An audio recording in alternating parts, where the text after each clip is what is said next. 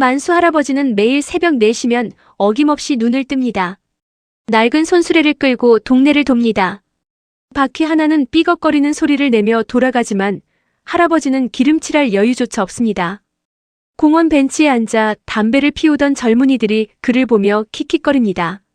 할아버지는 아무 말 없이 그들이 버린 담배꽁초를 하나하나 줍습니다. 손수레엔 벌써 플라스틱병, 종이박스, 깡통들이 가득 쌓여 있습니다. 구겨진 캔 하나라도 놓칠세라 꼼꼼히 살피는 할아버지의 눈빛은 진지합니다. 저 영감탱이 또 쓰레기 주우러 다니네. 자식들은 뭐하나? 지나가던 아주머니가 혀를 찹니다. 옆에 다른 아주머니도 고개를 설레설레 흔듭니다.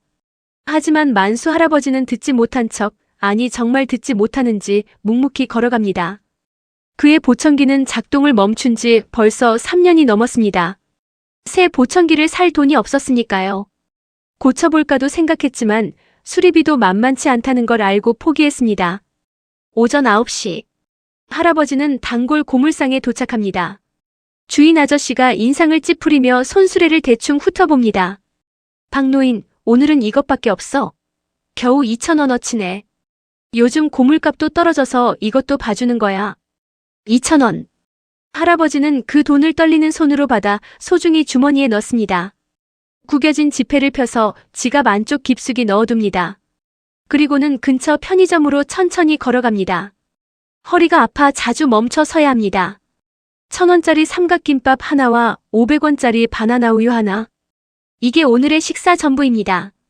점원은 맨날 같은 것만 사가는 할아버지를 불쌍한 듯 바라봅니다. 집으로 돌아온 할아버지. 녹슨 대문을 밀고 들어서자 마당에 쌓인 쓰레기 더미가 보입니다. 현관문을 열자마자 며느리 김미숙의 날카로운 목소리가 화살처럼 날아듭니다.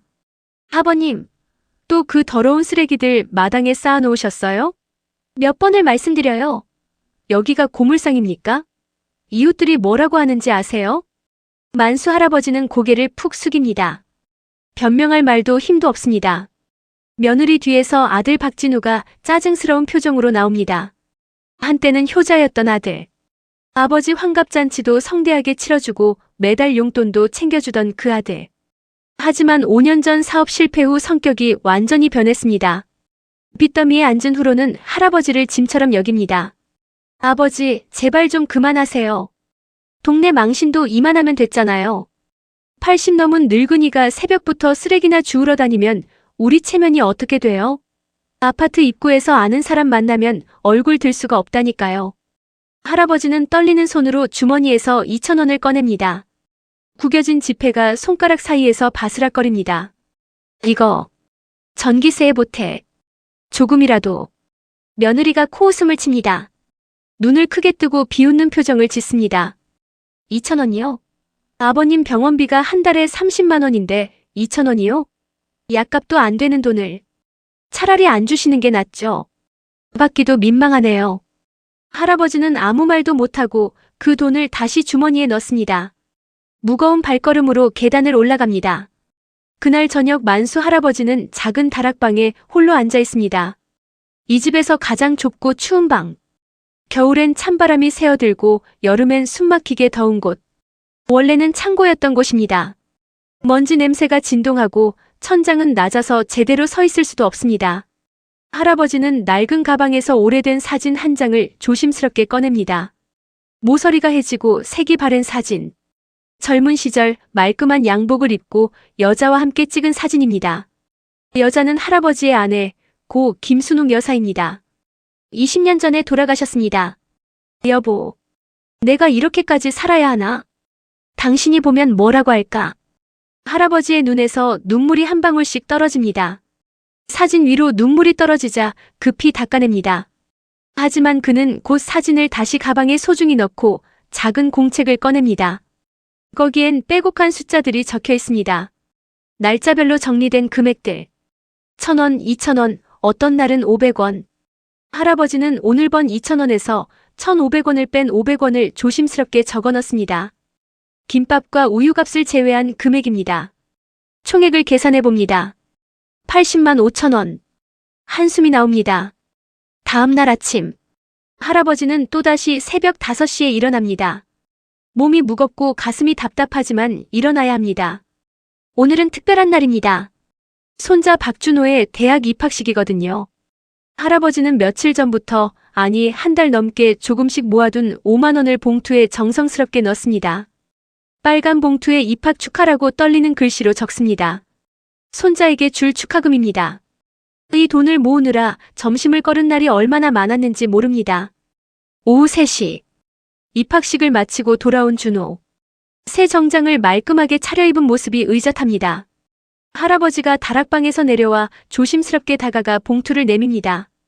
손이 떨려서 봉투가 흔들립니다. 준호야. 대학 입학 축하한다. 할아버지가 많이 못 줘서 미안하구나. 준호는 봉투를 받아들고는 안을 슬쩍 확인합니다. 그리고는 티나게 실망한 표정을 짓습니다. 입꼬리가 내려갑니다. 할아버지, 겨우 5만 원이요? 친구들은 다 100만 원씩 받았는데 어떤 애는 500만 원도 받았다던데요. 옆에 있던 며느리가 날카롭게 끼어듭니다. 팔짱을 낀 채로 비아냥거리는 투로 말합니다. 준호야, 할아버지 형편이 어떤데? 5만 원도 어디서 구했는지 모르겠네. 쓰레기 주워서 모은 돈 받으면 우리 준호 기분 나쁘잖아. 친구들한테 말도 못하겠다. 준호는 봉투를 테이블에 던지듯 놓고 인상을 쓰며 자기 방으로 들어갑니다. 쾅 하고 문 닫는 소리가 크게 울립니다. 할아버지는 그 자리에 우두커니 서 있습니다. 가슴이 무너지는 것 같지만 눈물도 나오지 않습니다. 그저 멍하니 테이블 위에 봉투를 바라볼 뿐입니다. 시간이 흐릅니다. 어느덧 3월. 봄 기운이 완연한 어느 날 만수 할아버지는 동네 병원에 갑니다. 요즘 숨쉬기가 힘들고 가슴이 답답했거든요. 계단만 올라도 숨이 차고 밤에는 식은땀을 흘립니다. 의사 선생님이 청진기로 심장 소리를 듣더니 심각한 표정으로 말합니다. 안경 너머로 걱정스러운 눈빛을 보냅니다. 박만수 어르신, 솔직히 말씀드릴게요. 심장이 많이 안 좋습니다. 당장 큰 병원에서 정밀 검사 받으셔야 해요. 이러다 큰일 납니다. 비용이 얼마나 들까요? 검사비만 200만 원 정도 될 겁니다. 그리고 치료비는 그것보다 훨씬 더 들 수 있어요. 상태 봐서 수술이 필요할 수도 있고요. 할아버지는 고개를 천천히 끄덕이고 병원을 나섭니다. 다리에 힘이 풀려 비틀거립니다. 200만 원. 평생 쓰레기를 주워도 모을 수 없는 돈입니다. 아니, 10년을 주워도 모을 수 없는 큰 돈입니다. 그날 저녁 할아버지는 아들에게 조심스럽게 말합니다. 거실 소파에 앉아 텔레비전을 보는 아들에게 다가갑니다. 진우야, 병원에 좀 가봐야겠는데. 의사 선생님이 큰 병원에서 검사를 받아보래. 또요? 아버지, 한 달 전에도 병원 갔다 왔잖아요. 돈이 무한정인 줄 아세요? 우리도 빚 갚느라 정신없다니까요. 준호 대학 등록금도 대출받아야 하는 판인데. 아니다.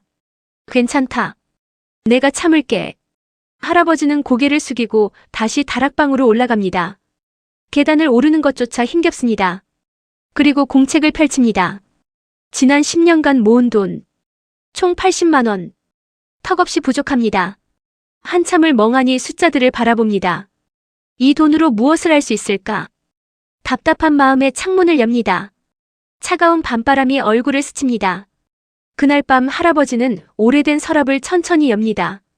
삐걱거리는 소리가 크게 납니다. 거기엔 낡은 서류 봉투가 하나 있습니다. 먼지가 수북이 쌓인 봉투. 할아버지는 그걸 꺼내 한참을 바라봅니다. 봉투를 쓰다듬고 펼쳐보고 다시 접습니다. 안에 든 서류를 확인하고 싶지만 차마 꺼내지 못합니다. 그리고는 깊은 한숨을 쉬며 다시 서랍 깊숙이 넣어버립니다. 아직은 아니야. 때가 아니야. 4월 중순. 만수 할아버지의 건강은 더욱 악화됩니다. 얼굴은 창백해지고 손발은 차갑습니다. 그럼에도 할아버지는 여전히 새벽에 나갑니다. 어느 날 새벽 쓰레기를 주우러 나갔다가 공원 벤치에서 그만 쓰러지고 맙니다. 가슴을 움켜쥐고 바닥에 쓰러진 할아버지. 지나가던 청소부 아저씨가 놀라 달려와 구급차를 급히 부릅니다. 병원 응급실. 응급실 불빛이 환하게 켜져 있습니다. 의사는 보호자인 진우 부부에게 차분하지만 진지하게 설명합니다. 심근경색입니다. 다행히 골든타임 안에 오셔서 최악의 상황은 면했습니다만 상태가 좋지 않습니다. 지금 당장 수술을 해야 하는데 시간을 미루면 언제 또 발작이 올지 모릅니다.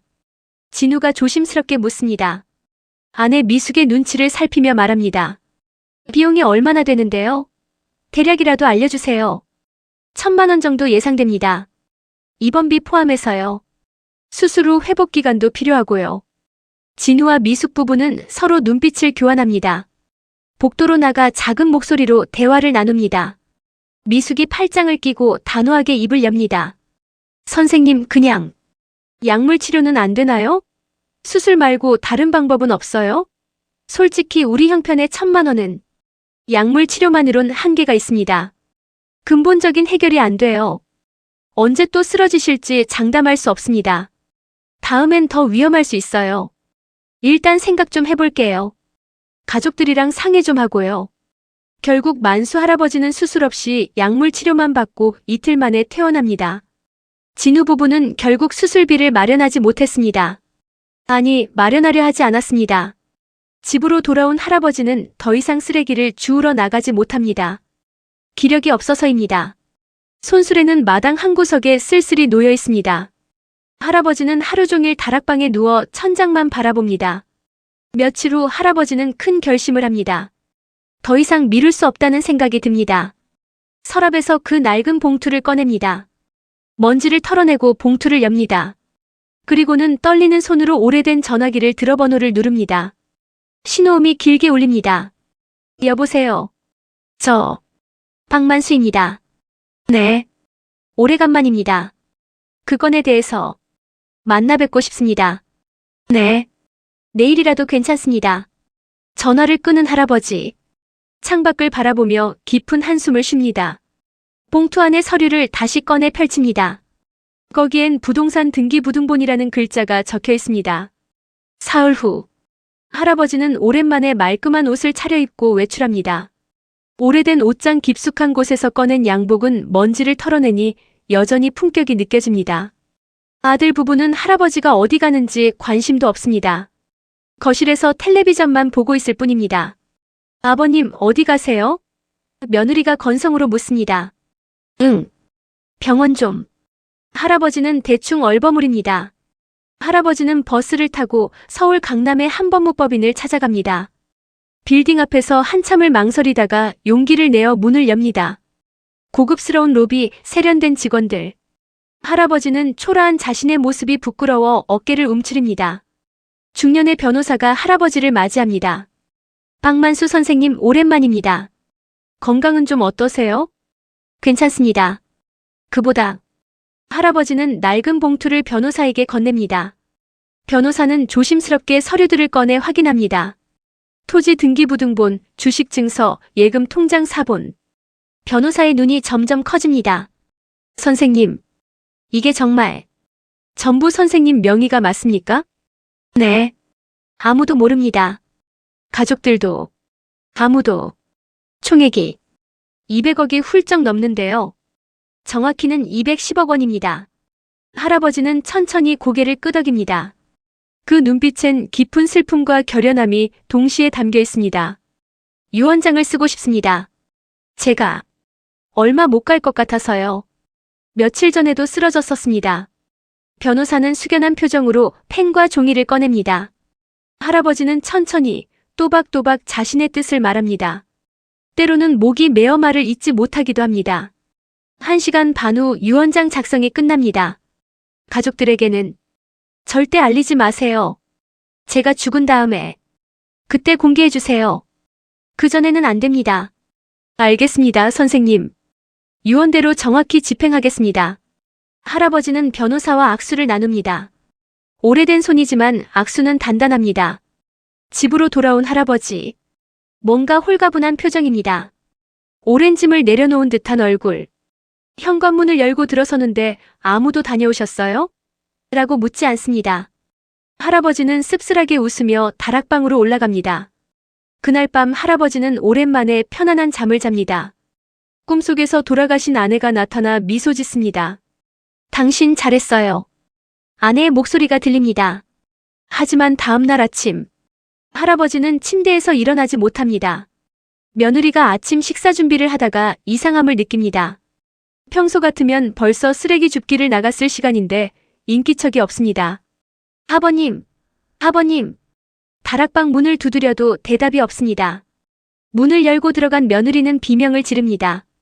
구급차가 다시 옵니다. 하지만 이번엔 너무 늦었습니다. 박만수 할아버지, 향년 87세.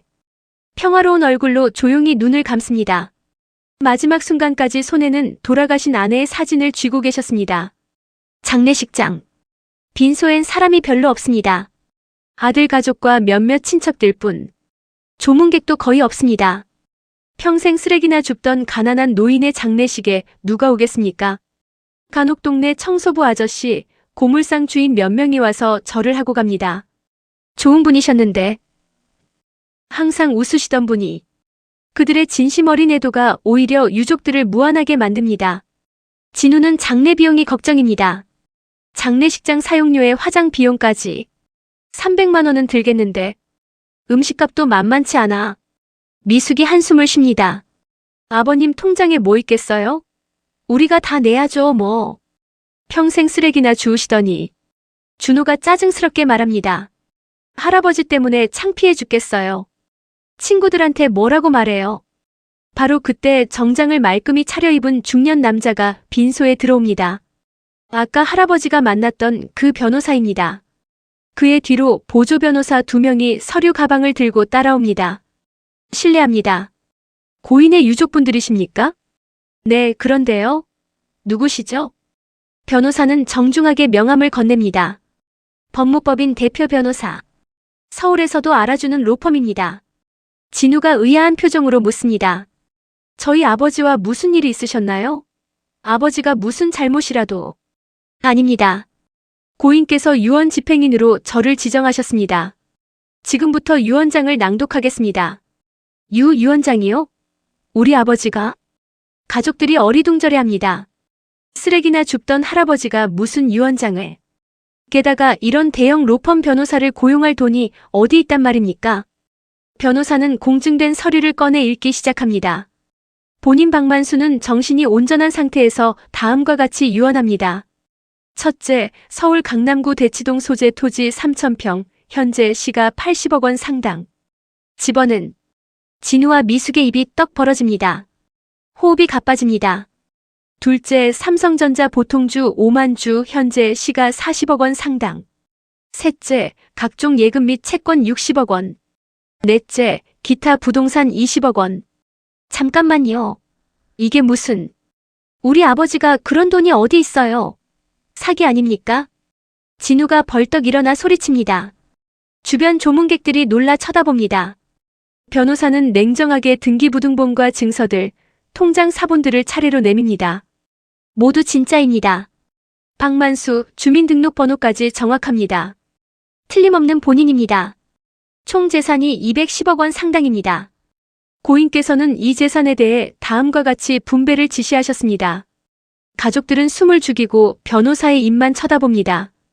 210억. 평생 본 적도 없는 돈입니다. 손이 떨립니다. 아들 박진우에게는 1억 원. 1억이요? 고작. 아니, 그럼 나머지는요? 200억은요? 며느리 김미숙에게는 5천만 원. 미숙의 얼굴이 하얗게 변합니다. 입술이 파르르 떨립니다. 손자 박준호에게는 5천만 원. 준호가 벌떡 일어섭니다. 얼굴이 새빨개집니다. 이게 무슨 소리예요? 할아버지 재산이 200억이 넘는다며요. 왜 우리한테는 겨우 이것밖에 안 줘요? 변호사는 침착하게 계속 읽어나갑니다. 나머지 재산 200억 원은 다음과 같이 사용한다. 첫째, 평생 쓰레기를 주우며 함께 일했던 동네 청소부 김철수 아저씨에게 10억 원. 둘째, 항상 친절했던 고물상 주인 이영희 씨에게 5억 원. 셋째, 무료급식소 건립기금으로 50억 원. 넷째, 장학재단 설립기금으로 50억 원. 다섯째, 독거노인 복지기금으로 40억 원. 여섯째, 노숙자 쉼터 건립기금으로 10억 원. 가족들은 넋이 나간 표정으로 듣고만 있습니다. 미숙은 주저앉아 울음을 터뜨립니다. 진우는 멍한 얼굴로 허공만 바라봅니다. 변호사가 낭독을 마치고 봉투 하나를 더 꺼냅니다. 고인께서 유족들에게 전하는 편지가 있습니다. 직접 읽어보시겠습니까? 떨리는 손으로 편지를 받아듭니다. 할아버지의 삐뚤빼뚤한 글씨입니다. 눈물이 번져 글씨가 잘 보이지 않습니다. 진우야, 미수가, 준호야. 이 편지를 읽을 때쯤이면 나는 이미 세상을 떠났겠구나. 너희가 궁금해할 것 같아서 몇 자 적는다. 나는 젊었을 때 사업을 했단다. 70년대 한국이 개발되기 시작할 때 강남 땅을 샀지. 모두들 미쳤다고 했어. 논밭밖에 없는 땅에 무슨 돈을 쓰냐고. 하지만 나는 믿었어. 이 나라가 발전할 거라고. 그 땅값이 1000배로 올랐어. 주식도 마찬가지였지. 남들이 공포에 떨 때 사고 남들이 탐욕에 눈멀 때 팔았어. 나는 조용히 돈을 모았어. 너희 할머니만 알고 있었단다. 할머니는 현명한 사람이었지. 여보, 이 돈은 우리만 쓰지 말고 어려운 사람들을 도웁시다라고 했어.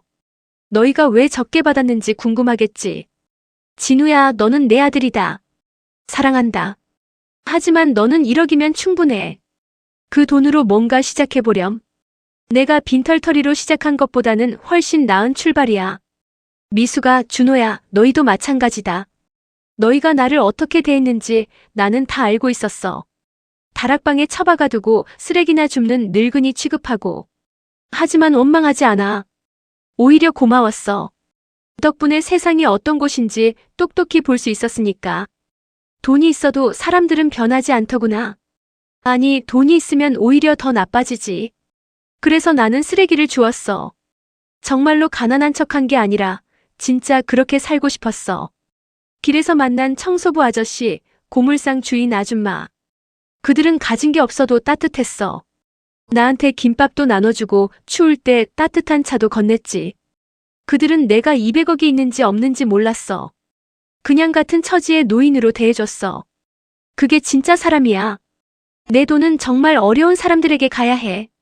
굶주린 사람들, 배우고 싶어도 배우지 못하는 아이들, 외롭게 죽어가는 노인들. 너희에게 준 돈도 적지 않아. 1억 5천. 합치면 2억이야. 대부분의 사람들이 평생 벌기 힘든 돈이지. 그걸로 뭘 하느냐는 너희 몫이야. 현명하게 쓴다면 그걸로도 충분히 행복하게 살 수 있어. 욕심내지 마라. 돈이 많다고 행복한 게 아니야. 사랑하는 사람과 함께 따뜻한 밥 한 끼, 포근한 잠자리. 그게 행복이란다. 미안하다. 그리고 고맙다. 너희 덕분에 마지막까지 정신 똑바로 차리고 살 수 있었어. 부디 건강하고 행복하게 살아라. 아버지 박만수. 편지를 다 읽은 진우의 손에서 종이가 떨어집니다. 빈손은 한동안 정적만 흐릅니다. 준호가 먼저 입을 엽니다. 목소리가 떨립니다. 할아버지. 죄송해요. 할아버지. 그제야 가족들의 눈에서 진짜 눈물이 흐릅니다. 하지만 이미 늦었습니다. 할아버지는 이미 차가운 영정 사진 속 사람이 되어버렸으니까요. 편지는 계속됩니다. 할머니가 돌아가신 후 나는 생각했어. 이 돈을 어떻게 쓸까? 그냥 너희에게 다 주면 될까? 하지만 나는 시험해보고 싶었어. 돈이 없는 아버지를, 가난한 할아버지를 너희가 어떻게 대할까? 10년을 지켜봤단다. 매일 아침 쓰레기를 주우며 너희 눈을 피해 울며 그렇게 지켜봤어. 진우의 눈에서 눈물이 떨어집니다. 손이 떨려 편지를 제대로 잡지 못합니다. 옆에 선 미숙은 입술을 깨물며 고개를 돌립니다. 결과는 실망스러웠어. 너희는 나를 짐으로 봤어. 부끄러운 존재로 봤어. 단 한 번도, 정말 단 한 번도 따뜻한 말 한마디 건네지 않았지. 내가 아파도 내가 쓰러져도 너희는 돈만 정했어. 내가 감기에 걸려 기침을 해도 너희는 시끄럽다고만 했지. 내가 허리가 아파 신음해도 병원비가 걱정이라고만 했어. 그래서 결정했단다. 이 돈은 너희 것이 아니라고. 이 돈은 나에게 따뜻했던 사람들, 정말 도움이 필요한 사람들에게 가야 한다고. 미숙이 주저앉아 울기 시작합니다. 죄송합니다. 아버님. 하지만 이미 늦었습니다. 1억과 5천만 원씩은 너희가 내 자식이고 손자니까 주는 거야. 마지막 정이라고 생각해라. 하지만 명심해라. 돈이 있어도 사람을 함부로 대하면 안 된다는 걸. 가난해도 늙어도 병들어도 그 사람은 존중받아야 한다는 걸. 내가 죽어서까지 너희에게 가르쳐주고 싶었던 마지막 교훈이란다. 부디. 이 교훈을 잊지 말 거라. 사랑한다, 진우야. 마이너스 아버지가. 빈소는 정적에 휩싸입니다. 장례식장 밖에 소음마저 멀게 들립니다. 진우는 바닥에 무릎을 꿇고 통곡합니다. 오열하는 소리가 복도까지 울려 퍼집니다. 아버지, 아버지, 죄송합니다. 죄송합니다. 제가 잘못했습니다. 준호도 눈물을 흘립니다. 할아버지와 함께했던 지난 10년의 기억들이 주마등처럼 스쳐 지나갑니다. 할아버지가 자신의 생일에 작은 케이크를 사오셨던 일, 그걸 받지도 않고 친구들과 나가버렸던 자신의 모습. 미숙은 고개를 들지 못합니다. 시아버지께 했던 차가운 말들이 귓가에 메아리칩니다. 장례식장 밖. 변호사가 나오자 대기하고 있던 수십 명의 사람들이 몰려듭니다. 동네 청소부들, 고물상 주인, 무료급식소 자원봉사자들, 장학금을 받을 학생들. 모두 만수 할아버지가 도와주기로 한 사람들입니다. 변호사는 하나하나 이름을 호명하며 할아버지의 뜻을 전합니다. 김영수 씨, 할아버지께서 5천만 원을 남기셨습니다. 아드님 대학 등록금으로 쓰시라고요. 이순자 씨, 할아버지께서 3천만 원을 남기셨습니다. 무릎 수술비로 쓰시라고요.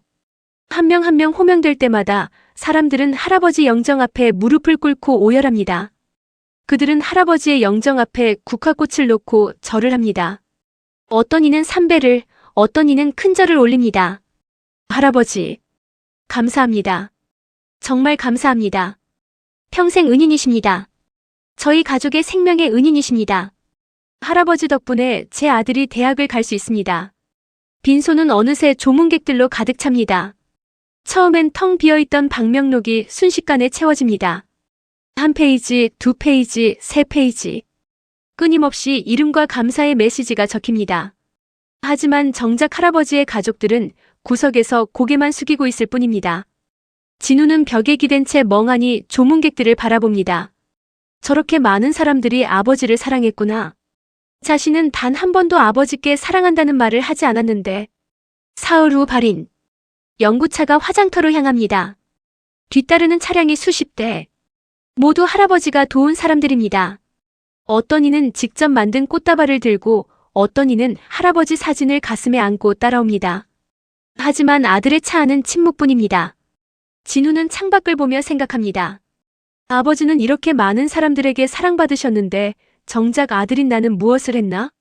화장이 끝나고 납골당에 할아버지의 유골함이 안치됩니다. 그 옆엔 일찍 세상을 떠난 할머니의 유골함이 있습니다. 진우는 두 유골함을 바라보며 또다시 눈물을 흘립니다. 할머니의 유골함 옆에는 할아버지가 직접 쓴 글귀가 있습니다. 사랑하는 아내여, 곧 갈게요.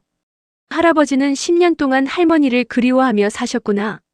아버지, 어머니, 정말 죄송합니다. 저는 정말 나쁜 자식이었습니다. 아버지가 어머니를 그리워하시는 것도 몰랐습니다. 아버지 마음을 한 번도 헤아리지 못했습니다. 그로부터 한 달 후, 박진우는 밤잠을 이루지 못합니다. 매일 밤 아버지의 모습이 꿈에 나타납니다. 쓰레기를 주우시던 아버지, 비를 맞으며 걸으시던 아버지, 혼자 라면을 드시던 아버지. 결국 진우는 결심합니다. 박진우는 아버지가 남긴 1억 원을 전부 기부합니다. 독거노인 복지기금에. 며느리 미숙도 5천만 원을 기부합니다. 손자 준호도 마찬가지입니다. 할아버지, 저희가 받을 자격이 없습니다. 부디 용서해주세요. 이 돈으로 다른 어르신들이 행복하시길 바랍니다. 뉴스에서 이 이야기가 보도됩니다. 쓰레기 줍던 할아버지, 알고 보니 200억 자산가. 전 재산 사회의 환원. 댓글창은 난리가 납니다. 이게 진짜 교육이다. 자식들 창피해서 어떻게 살까? 가족이 제일 소중한 거 아니었냐며. 나도 부모님께 잘해야겠다. 돈보다 사람이 먼저다. 이 할아버지야말로 진짜 부자셨네요. 만수 할아버지의 장학재단 1호 장학생 선발식. 가난하지만 효심이 깊은 대학생이 선발됩니다. 편모스라에서 자라 새벽 배달 아르바이트를 하며 어머니를 봉양하는 학생입니다. 시상식장에는 커다란 할아버지 사진이 걸려 있습니다. 쓰레기를 주우던 그 모습 그대로입니다. 하지만 이제는 모두가 그 사진 앞에서 고개를 숙입니다. 그 사진 속 할아버지의 미소가 이제는 다르게 보입니다. 세상에서 가장 고귀한 미소로. 진우는 매주 토요일마다 납골당을 찾아갑니다. 비가 오나 눈이 오나 거르지 않습니다. 그리고 아버지 앞에서 지난 일주일을 이야기합니다. 마치 살아계실 때 하지 못했던 대화를 지금이라도 하듯이. 아버지, 이번 주에 독거노인 3분을 도왔습니다. 아버지가 그랬던 것처럼요. 한 분은 전기요금이 밀려서 힘들어하셨는데 도와드렸습니다. 또 한 분은 병원에 모셔다 드렸고요. 아직도 부족하지만 저도 아버지처럼 되고 싶습니다. 아버지, 저 용서해 주실 수 있으실까요? 바람이 불어옵니다. 진우는 그 바람 속에서 아버지의 목소리를 듣는 것 같습니다. 그래, 잘하고 있다. 아들아. 그리고 1년 후, 박진우는 작은 사회적 기업을 시작합니다. 노인 일자리 창출 기업. 쓰레기를 재활용해서 물건을 만들고 그 수익으로 노인들에게 일자리를 제공합니다. 이름은 만수 리사이클링. 아버지의 이름을 딴 회사입니다. 첫 직원으로 7분의 어르신을 모십니다. 모두 아버지처럼 쓰레기를 주우며 생계를 이어가던 분들입니다. 기업 사무실 벽에는 액자가 하나 걸려 있습니다. 할아버지가 마지막으로 남긴 말. 돈이 있어도 사람을 함부로 대하면 안 된다. 가난해도 늙어도 병들어도 그 사람은 존중받아야 한다. 그 옆에는 할아버지가 쓰레기를 주우시던 사진도 함께 걸려 있습니다. 진우는 매일 아침 그 액자를 보며 하루를 시작합니다. 그리고 생각합니다. 아버지가 정말 가르쳐주고 싶었던 것은 돈이 아니라 사람의 가치였다고. 늦었지만 이제라도 그걸 깨달았다고. 어느 토요일 오후 진우는 또다시 납골당을 찾습니다. 손에는 작은 꽃다발이 들려 있습니다. 아버지가 좋아하시던 국화꽃입니다. 아버지, 회사가 잘 되고 있습니다.